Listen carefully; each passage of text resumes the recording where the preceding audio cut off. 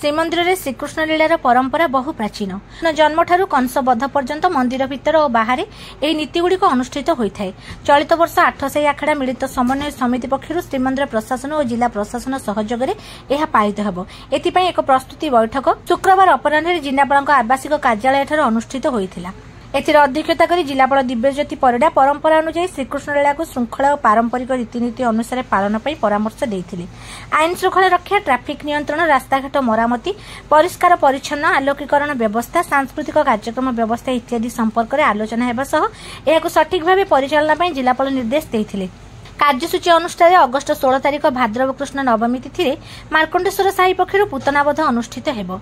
सेहीपरि 18 तारिख दशमी तिथि बाली साही पक्षर बकासुर बध और हरचंडी साही पक्षर अर्घासुर बध।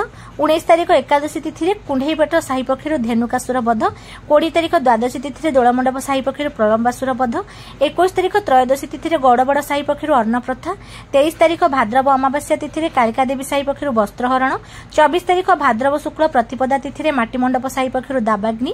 25 तारिख शुक्ल द्वितीय तिथि हरचंडी साही पक्षर निकुंज लीला। 26 तारिख तृतीय तिथि हरचंडी साही बासेड़ी साही पक्षर अंध मंदिर हाथी। 28 तारिख पंचमी तिथि गौड़बड़ साही पक्षर दाह लीला। 29 तारिख षष्ठी तिथि मार्कंडेश्वर साही पक्षर बिंबासुर बध। 30 तारिख सप्तमी तिथि कालिका देवी साही पक्षर केकसी बध।